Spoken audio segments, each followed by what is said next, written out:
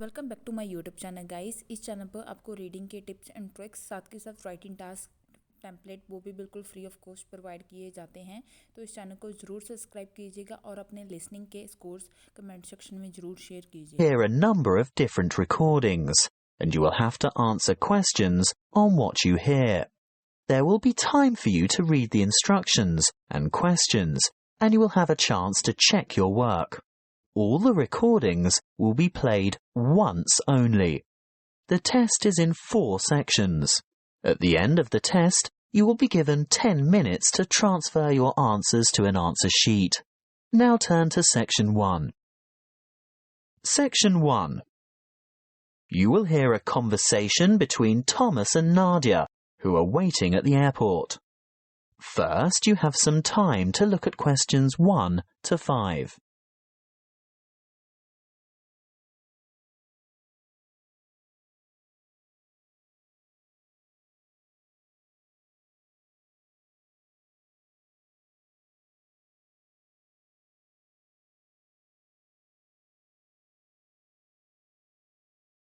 You will see that there is an example that has been done for you. On this occasion only, the conversation relating to this will be played first. Where have you been, Nadia? Browsing in the bookshop. What took you so long? You said you were only going to be away 5 minutes. I was only gone for a quarter of an hour. Nadia said she was away for a quarter of an hour. So the correct answer is B, 15 minutes. Now we shall begin. You should answer the questions as you listen, because you will not hear the recording a second time. Listen carefully and answer questions 1 to 5. Where have you been, Nadia? Browsing in the bookshop. What took you so long? You said you were only going to be away 5 minutes. I was only gone for a quarter of an hour. Well, it seemed much longer than that. Did you buy anything? I was tempted to get the latest novel by Dan Brown, but it's quite heavy, and I'd have to carry it around with me. If I could have found a crossword puzzle book, I'd have bought it. But in the end, I was attracted to a front-page article in today's issue of the New York Times. Is that all you bought then? Yes. Look. Why don't you read the business section while I catch up on the news, and then we can swap? I'd rather have the entertainment section. Are you looking for anything in particular? I just thought they might have a review in there of that new play that opened on Broadway yesterday. The drama about the awfully cruel pirate? Oh, I'd forgotten about that. I wonder how good it is. Actually, I was thinking of the new comedy. The one about the physician. Dr. Hunter. That's the one. Well, when I was in the bookshop, I overheard a couple talking about it, and they said it was fantastic. Not in the least bit boring. They especially liked the actor who played the main part. Very smooth, apparently. Lots of fun, then. Well, according to those two, they thought it was hilarious. Ooh, we'll have to make a point of seeing it when we get back. Definitely. We didn't have time for breakfast and I'm hungry.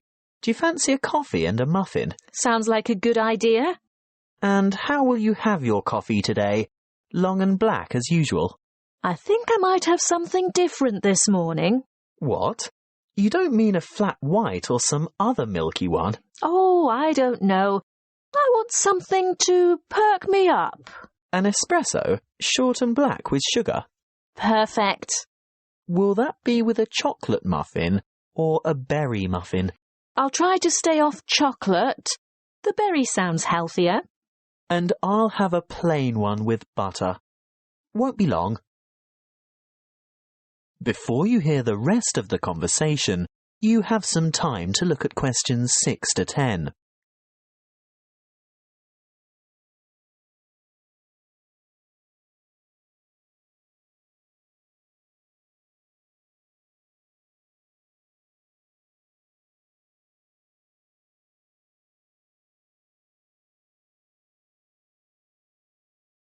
Now listen and answer questions 6 to 10. Here you are. Mind the coffee, it's really hot. Thank you. I'm really ready for this. Have you thought about what we should see when we get to London? The Tower, of course. I've always wanted to get a look at the Crown Jewels. That is where they keep the jewels, isn't it? I think so. And what about the wheel? I hear it's quite extraordinary. I'm not that keen on the wheel. Do you want to ride on it? No way. Well, let's leave it out of the itinerary then. OK, so do we do the Tower first? Yes, that's the idea. And then we absolutely have to go to Westminster. Really? Yes. Look, it's not going to cost us anything. And I promised my sister I'd take photos there.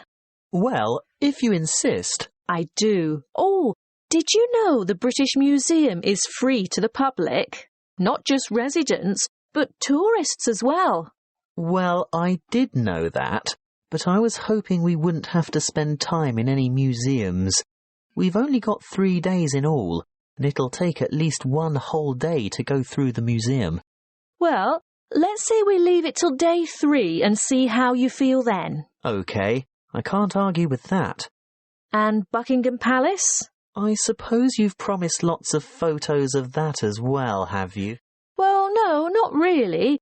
But we can't say we've been to London and haven't seen the Queen's Palace. I guess not.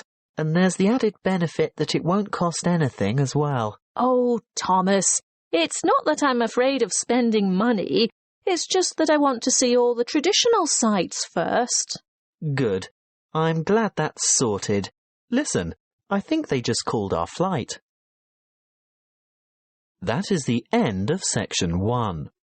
You now have half a minute to check your answers.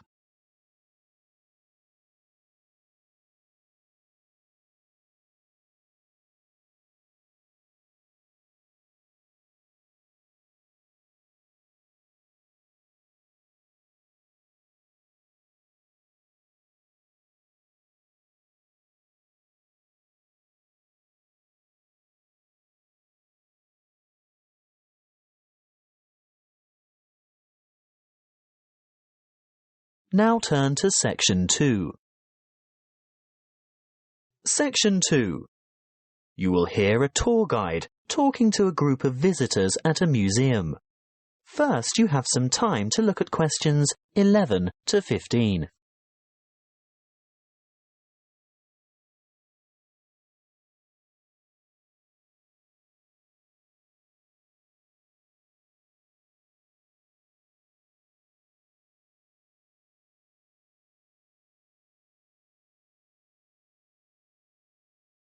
Listen carefully and answer questions 11 to 15.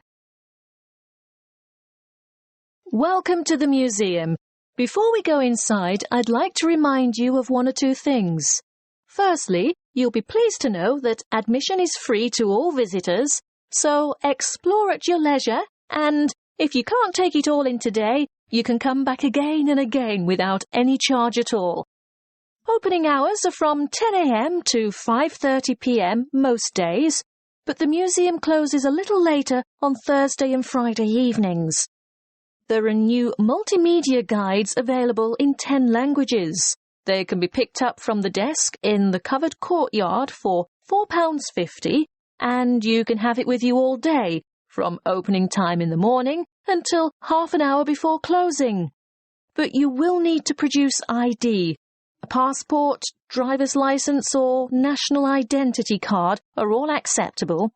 These multimedia guides have audio commentary as well as images and an interactive map for easy navigation. They're simple to operate, and you will get a more detailed insight into many of the objects in the various galleries. As a security measure, apart from your camera and a purse, wallet or small handbag, your other belongings such as large bags, coats and umbrellas will have to be left at the cloakroom. Please note that the museum has recently revised the regulations for the size of bags and parcels that it will accept in its cloakrooms. I think the maximum size is 40 by 40 by 50 centimetres with a maximum weight of 8 kilograms. The only exception to this is prams and pushchairs. There is a charge of £1 per item. The main cloakroom is to the left of the main entrance, and there is another one at the north entrance. It may seem obvious, but may I remind you also that you should set your mobile phone to silent or turn it off altogether while you are in the museum, and do not carry or consume any food or drink in the exhibition halls. If you are hungry, there is an excellent restaurant where you can purchase a light lunch or a full meal. If it's just a hot beverage you want, then I can recommend taking a break at the Gallery Cafe. Before you hear the rest of the talk, you have some time to look at questions 16 to 20.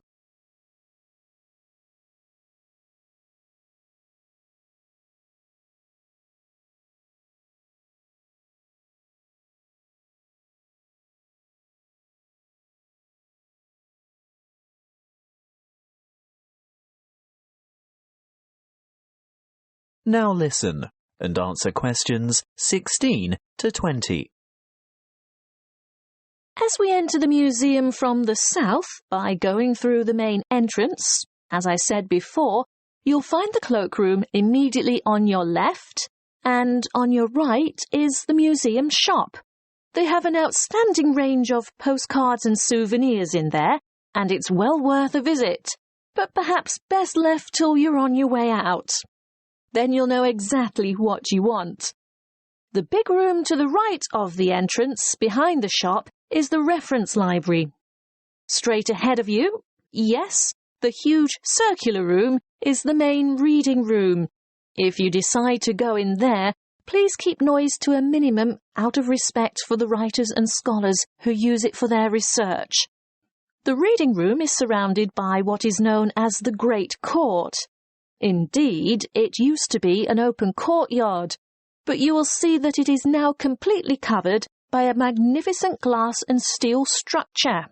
If you walk around the Great Court in a clockwise direction, on the west side, you'll see the entrance to the Long Hall of Ancient Egypt, which has an amazing collection of Egyptian antiquities. The gallery behind the reading room, directly opposite the entrance, is devoted to China and Southeast Asia. Here you'll see Chinese civilization explored chronologically from the Neolithic period through to the 21st century. The restrooms for both men and women are located in the northeast corner of this floor, but don't worry, there are others available on the floors above. Another huge gallery extends along the eastern side of the courtyard, and this is given over to Greece and Rome. The sculptures in this section are absolutely spellbinding. Take your time looking at all the exhibits, and when you're ready to view what's on the next floor, take the magnificent marble staircase by the entrance. That is the end of section 2. You now have half a minute to check your answers.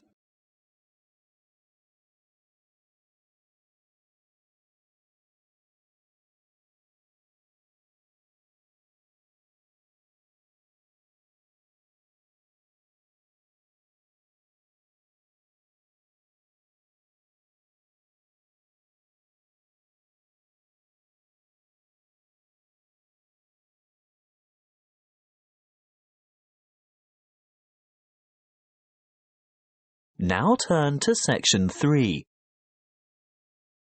Section 3. You will hear a conversation between a lecturer and a psychology student asking for advice about research methods. First, you have some time to look at questions 21 to 25.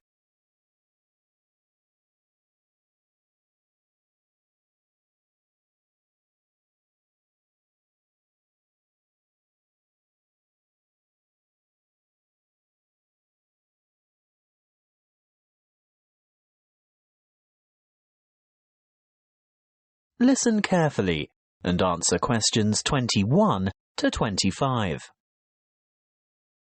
Good morning. Now, what is it you want to discuss today?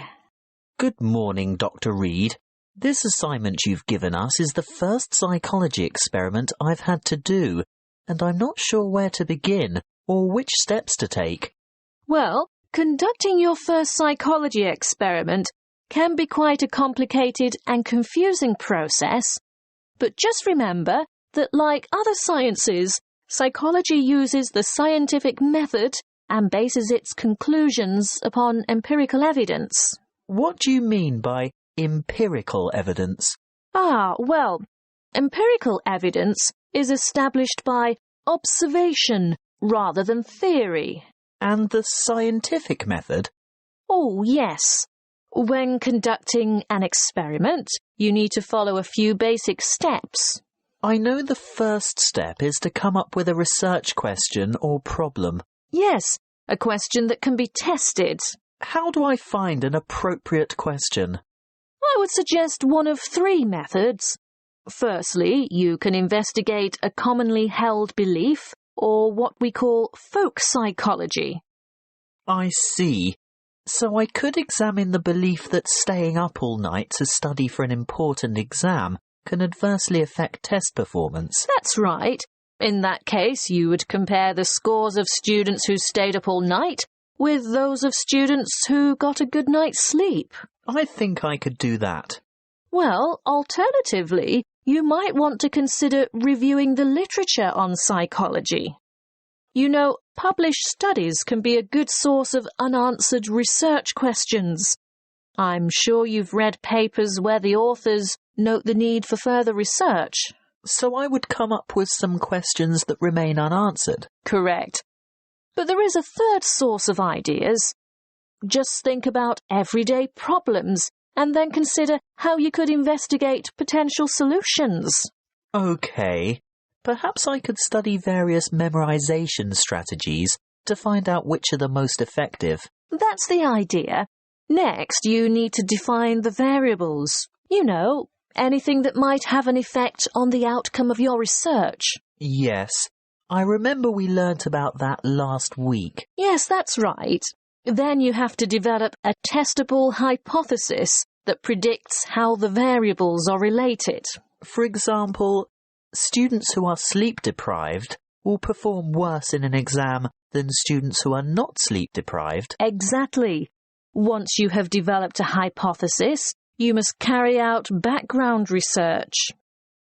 I can use books, journals, online databases, and websites. Yes, all of those. I covered the reasons for background research in last Friday's lecture, didn't I? What you have to remember at this stage is to take careful notes and generate a bibliography of your sources.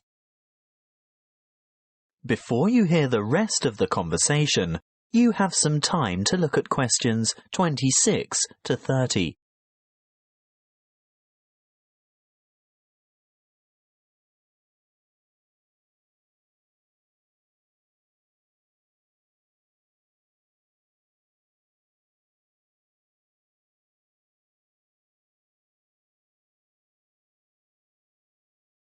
Now listen and answer questions 26 to 30.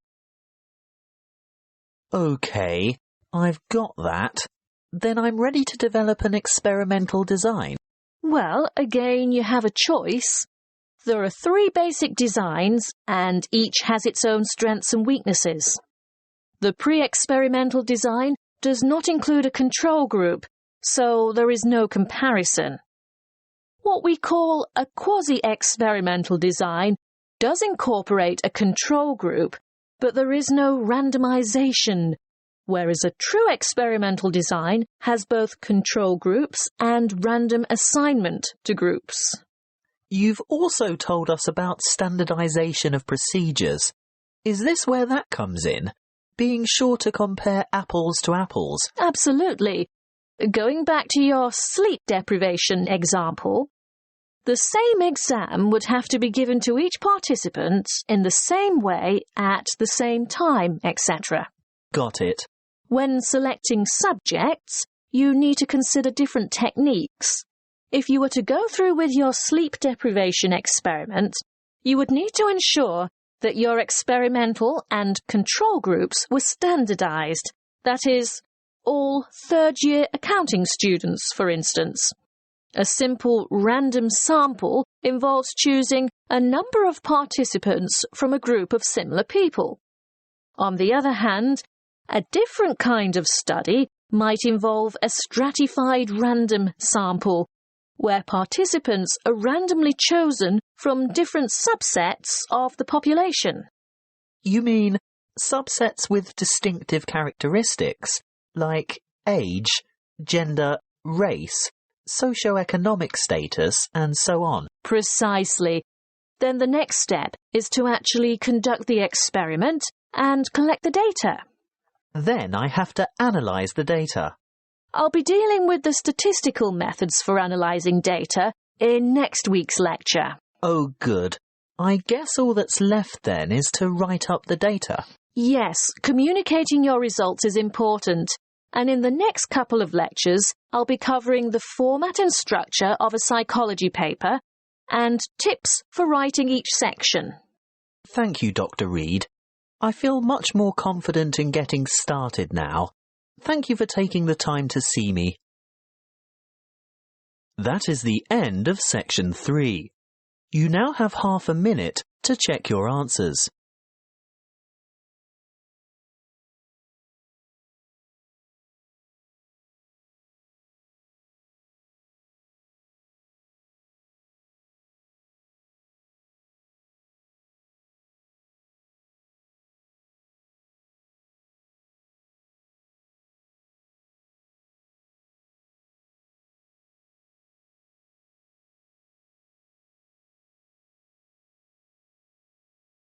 Now turn to section 4.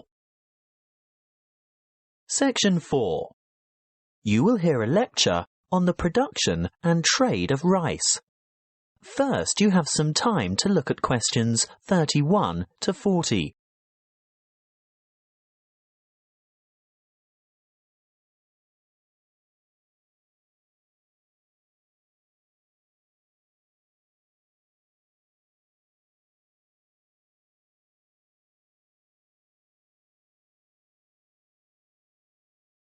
Listen carefully and answer questions 31 to 40. Good morning and welcome to our inaugural lecture on agricultural economics. Today's topic is the world's production and trade of rice. As you are all well aware, rice is the staple ingredient in the diet of much of the world's population. Its importance as a food cereal in the human diet cannot be underestimated. In fact, it's a close second to wheat. About 560 million metric tons of rice is grown each year, compared with about 600 million metric tons of wheat. Coarse grains, such as corn, sorghum, barley, oats, rye, and millet, mostly go into animal feed, which, by the way, is seen by many as a wasteful and inefficient use of fertile land, because around 4 kilos of grain is needed to produce about half a kilo of beef. Some 900 million metric tons of coarse grains are grown annually worldwide, and a further 300 million metric tons of grain is produced for the oil in its seeds. Now, I'll return to the subject of rice production. What do we know about rice production? Well, firstly, rice produces more food energy per hectare than any other cereal grain, and almost as much protein per hectare as wheat. Secondly, the production of rice has more than doubled in the last 40 years. How has this increase in production come about? Mainly as a result of improved field yields. The actual land area planted in rice has only risen by about 30%. As you know, rice is primarily grown in flooded fields, and therefore cultivation area is restricted by the sort of soil and the availability of water. Although rice can be grown on dry land, it is essentially after all a type of grass. The yields and quality in this case are much lower, and other grasses and weeds can easily overtake the rice. As yet, there are no herbicides that can selectively kill other grass types without killing the rice. Much of the world's rice is still grown and cultivated by hand, because for mechanized farming, the land must be able to be drained and hold heavy equipment. Of the total rice production, it's no surprise to learn that the greatest proportion by far is grown and consumed in Asia.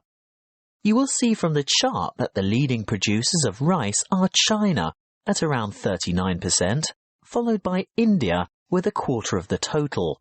Indonesia produces almost 1/10, and other countries like Bangladesh, Vietnam, Thailand, Japan and Brazil grow another 25, almost 26% of the total. As I said before, most rice is consumed in the countries where it is grown. That means that very little rice is actually traded, and for this reason, the market price is very volatile. That is the end of section 4. You now have half a minute to check your answers.